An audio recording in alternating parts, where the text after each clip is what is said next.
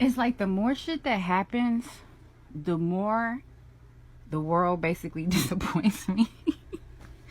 Because then I get mad at myself, which then he has to, like, stop you being hard on yourself. This is the way it was supposed to be. Because I get mad at myself. How did I ever fall for this shit? How did I ever believe this shit? How did this shit ever... I mean, it didn't make sense, but I made it make sense. How the fuck I managed to do that, like I did with Cartman said mental... Or no. I can't remember which one. Stan, maybe? Mental gymnastics. Talking about Cartman. Mental gymnastics in my fucking brain to adapt to this bitch. Like, do you realize that's a gift, too? All of y'all who were in the world and then managed to cross over from the spirit but still see the world, or are able to, in a sense, hop back and forth but still be in one, that takes skill of the mind. And you should be proud of yourself for being able to do that. Because adapting to your circumstances to survive, a lot of people cannot do that. Which is why prophesied a lot of people are going to fall, because they don't know how to fucking adapt. They don't know how to look at the situation, see how it benefits them to learn how to survive in it without losing their fucking mind. That's all adapting is. It's fitting in. But you don't let it consume you. And it was getting to that. I had adapted for so long. He came and snatched me out that bitch before I just completely conformed to the world. Because I've been working on it. But before he let that happen. And I'm glad. Because I was there. I was almost there. But when that person left me, that person suggested that we get counseling. And they use the example, well, you got counseling with your ex. And I'm like, this situation different.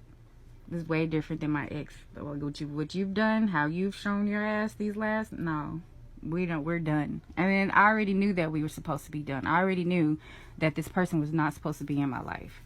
I already knew at that point he had shown me my worth and my value and how I should be treated. Like, when you meet him, you learn what love is, and then you learn how the fuck people are supposed to be treating you. And anybody in your life who is not treating you that way does not deserve you. It does not matter who they are. Parent, spouse, child. And I'm talking about an adult. If motherfuckers can't love you the way you're supposed to be loved, the way that he loves you, because obviously I'm talking to people who actually know him, because then you know that love. You know that you don't tolerate that shit.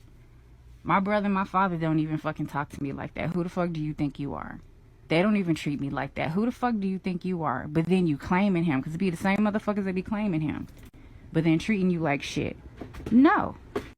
You have to exit stage left out of my fucking life until you actually go find him and learn how to love. If you do not know how to love, you can't be in my life. I love you. We'll stay in touch, but you will not be sucking my energy, because they're just fucking vampires. Because they don't know how to love, they just suck your love. No. You have your own. Go learn how to fucking get it and use his, because he has the fucking infinite supply and he doesn't wear out. I do. Bye. And so she left. Goodbye. And it wasn't until that person left that I didn't realize how fucking stressed out I was. I just didn't realize a whole lot of shit. So I was not sad, not even the bittest, because I had him. Anybody that's left my life, like, it was disappointing and it hurt my feelings to know that, dang, I thought we was cooler than that. But I'm not like sitting here mourning and crying and shit. Like, I was with that person for 5 years. I should have been like fucking just devastated.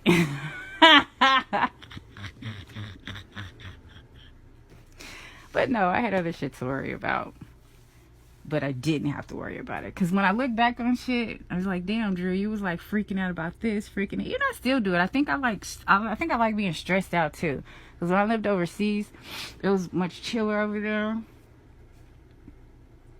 And I didn't like it. I didn't like how fucking relaxed everybody was. And that's when I learned how Americanized I was. I was just used to stress and have needing to do something all the time, need to be stimulated all the fucking time. Like, even when I'm fucking high, like, I'm still, my shoulders, like, I'm just still, like, I just don't know how to fucking chill. It's hard, but I look chill. But my brain is just going and going and going, and that's what weed does. It slows that shit down, but it's still fucking going. But with that person leaving, I knew that I was losing a source of income, because I didn't have a job. We still had an apartment. I still had a car. Like, I found out after the fact that this person had cashed out their 403B. It was like over $10,000, and they just bounced. They just left. With me thinking, telling everybody that, and have me questioning myself, you know, back and forth. Am I having a fucking mental breakdown? Because that's what motherfuckers do. They start making you doubt yourself. Start making you think you crazy. All the while, you know, he's having to do what he has to do to make you believe that you're not. But at that point, I mean, I didn't have much. I didn't have anything left. I mean, I have nothing. I mean, I have, as of the world, nothing left. But I have, this shit is just weird, man. But anyways, so I ended up, she left. So lost my partner, lost one of my cats, because she took her cat. So I lost one of my kids. Eventually, I lost my car. Then I lost my apartment. And mind you, at first, like, because I really didn't understand, like, what was going on. I kind of, like, I wasn't thinking about it. Like, it hadn't really set in yet, the reality of what was going on. I was just kind of floating. Because I had no idea where I was going to stay. All I knew is that, okay, he's just going to figure something out, and I'm just going to have somewhere to stay. But I had no fucking clue, and it wasn't until somebody that I barely even knew, what really is a stranger, offered their home to me. I was so shocked. So shocked. Because we don't even know each other like that. So she let me live with her for like 5 months. And then, of course, time ended. And that ended up at a shelter. And of course, through this process, I'm just, at the beginning, not understanding, why is this happening? Why are you putting me through this? But then I have to remember, I'm not the only one going through this, because I've came across other people's TikToks where they've gone through some things. I know a lot of people have been going through some things because he's been preparing us. Because this is what everybody's going to have to go through. Eventually, you're not going to have a car. Eventually, you're not going to have a nice, comfy home with running water and electricity.